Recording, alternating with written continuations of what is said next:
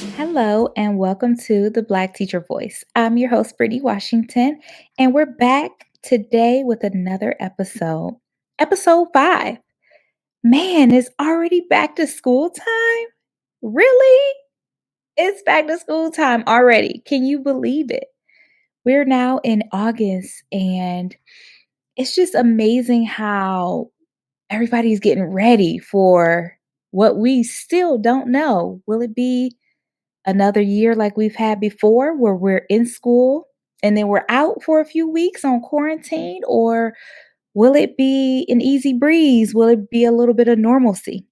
And so I know that all of the educators out there are really trying to see what this year will be like. And going into the year with a lot of unknown and hesitation, and it's really one of those things that we just have to go with it. You have to be your best teacher self and just see, how the year goes, how it shakes out. And I know that for me, I still have a little bit into the rest of August before I go back, but it's still just like, man, I was just starting to really enjoy summer. So, on today's episode, we're going to be talking about 5 pieces of advice for our Black educators. It's really important that I share these tips, or at least that I found them to be very helpful. And some of them I wish I would have known more in the beginning of my journey as an educator, but they come and they go, and you live and you learn and you continue to learn and grow. The more you work and you collaborate and you learn from others and figure out what really works best for you. So today's episode will focus on that because it's important. It's important that we really take care of us. Um, to be able to have a good year.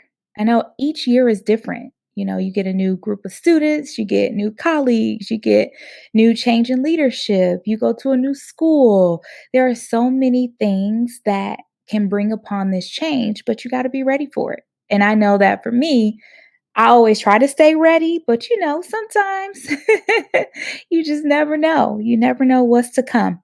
So, tip number 1 is to be yourself. This is something that I've really been focusing on the Black Teacher Voice. It's just letting educators know, especially our Black educators, that you have to be yourself no matter what. Not changing anything about you or what you bring to the classroom or what you bring to the environment.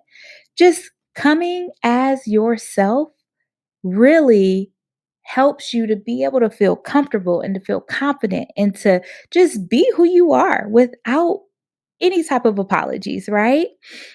So, thinking about being myself this year, one thing that I know for me that I want to prioritize is going to a new school and not having to change anything about myself, right? Whether it's hair, I know we've talked a lot about that, whether it's the style of dress, my swag, my style, whatever I may deem is what makes me who I am, whatever I decide to wear. Those are just some of the things that I think the situations get a little bit deeper and you start to question yourself and you start to ask like, "Ooh, should I wear this? Should I do that? Should I ask this question? Who do I go to for this?" And so just knowing that when you are being your real, true, authentic self, that you're able to bring so much more. You're ready for all the things, and it allows your students to see that you are being yourself. You don't have to put up no facade for anyone. And I think that's one thing that I've had to learn, only being 6 years in, going on 6. It's just that's a big piece of feeling comfortable in the school setting, feeling comfortable as a teacher. I mean, you're leading little ones all time. I mean, if you're not teaching little ones, that's me leading the little ones, but you're teaching students. You're teaching all types of students, with so many similarities and so many differences. And it's just important that you value and know who you are before you can be ready and prepared for those students. So just be yourself this year. We know that last year and the year before came with a lot where you had to really reevaluate life, school life, home life, family life, everything. And to know that it's still a lot of unknown, we have to make sure that we are continuing to be our best selves for ourselves and for our families and for our students. So be yourself this year. Be yourself. Tip number 2 that I've been thinking about is know and understand your why. Know why you want to be a teacher.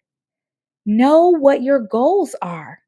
A lot of times, I can count on my finger how many times I think about how leadership sometimes does not know. I mean, sometimes they don't know what you want to do.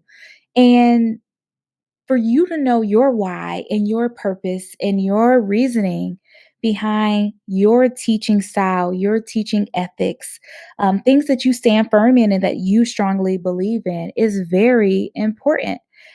It's not only important for you as an educator, but you have to know it to be able to know, is this really still the job for me? Do I still want to continue on this role of being an educator, or am I looking for something else? Do I need to prioritize my business? Do I need to prioritize family? Like, what is it? What is the why? Understanding why you're going into teaching and what you really want to accomplish for this year and years to come.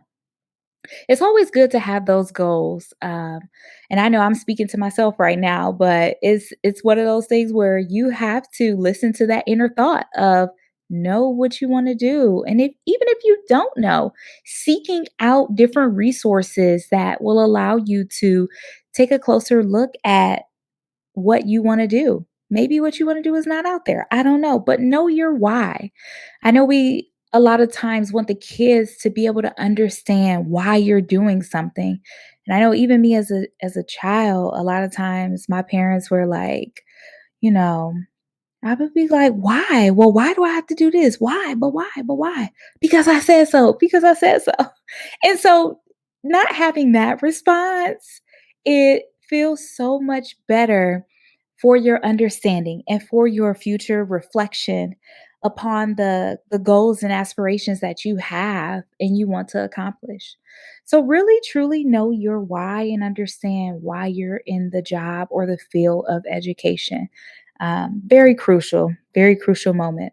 Tip number 3 that I have, which I wish somebody would have really, really, really spoke to me when I first started teaching, is to find your community of people. Really seek out and have others seek you as well for support, right? For someone to collaborate with, people in your community, whether it be at school, whether it is, outside of school, mentorship, people that you really aspire to have some similarities of job or work ethic, reaching out to those people in those times where you feel like you don't know, or you just need somebody to ponder something with, some of our best learning comes from listening to others and asking others questions and getting that feedback from others. And it's just a really great thing to know that you have people to support you and for you to be able to know that you can support others. So it's kind of like the very reciprocal thing that allows you to continue to grow in whatever that is that you're trying to accomplish. So for me, I know this year, especially, I'm going to a new school. Now is my time to be able to find my community of people and really get a chance to learn more from others and continue to grow with others in this work and in this field of education. Something that I really find to be very helpful, especially in those moments where you get stuck. We all get stuck. We all have things that we may not know or may not have yet at mastery, but that's why it's important to build that community and build those relationships and friendships with others, um, because that's how we learn and that's how we grow. And that's what we teach our students to be able to do is finding that community and building that community within your classroom is very important. Another important thing. I know I keep saying it's very important. And they're all very important. But something that really sets apart and sets the tone of your experience at your school and the people that you are around. And I know for me personally, knowing that I have so many friends and family members and colleagues and former colleagues that 100% support me in the things that I am trying to accomplish and do, but that will also give me some advice.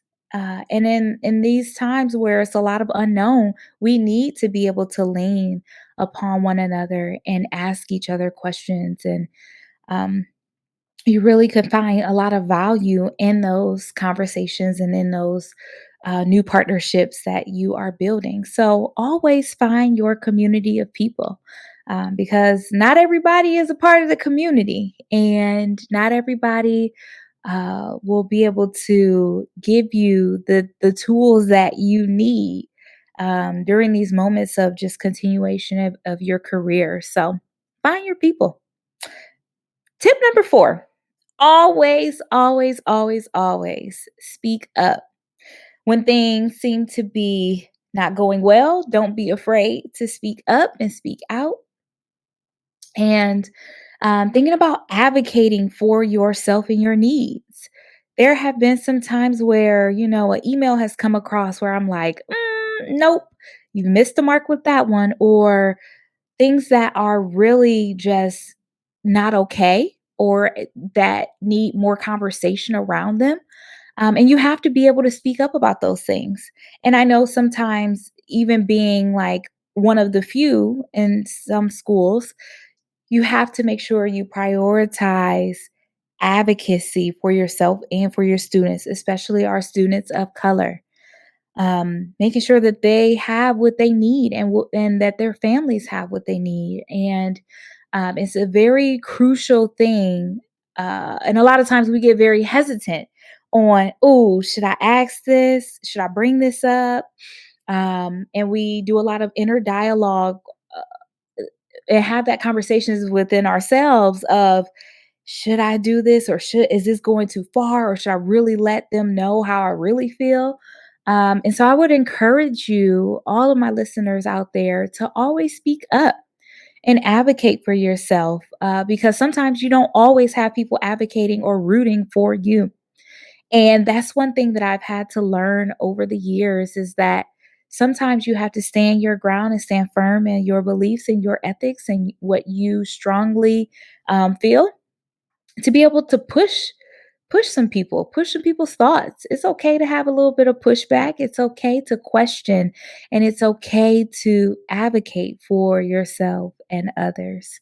Especially when we go through a lot of things that sometimes you find yourself just so down about or you're just like, man, I know that I should have had this opportunity or this opportunity would have been great or it would have been even better if you would have done it this way. So always speak up for yourself and thinking about different communities that you can be in and that you are in or different groups, finding your voice and being able to amplify it and have your voice be heard. And that's what this podcast is all about. That's what the Black Teacher Voice is here for, being able to hear stories of our Black educators and to be able to amplify those stories and get people to hear the many perspectives because it's not just one perspective, it's not just one way of thinking in our world of education. And we all know this as educators. But to be able to get your voice heard is what matters because in this field of education, our Black teachers matter. And I'm going to continue to say that. And we need more Black educators in the field of education. And so this podcast is really to encourage you. If you're thinking about becoming a teacher, if you have had the thought about maybe wanting to further your education and go into the field of education, it's possible. You can do it And I would encourage you to just always speak up for yourself, whether you're an educator or not. Um, and I've had to find that out the hard way. And I feel like I've learned and I've continued to grow from that. And it really is so helpful and so much a part of who I have become as an educator and something that I really instill in my students to always speak up and advocate for yourself. Advocate when you know things are wrong or seem to be a little like, really? Or things that you have to question. And my last tip, which save the best for last, is self care.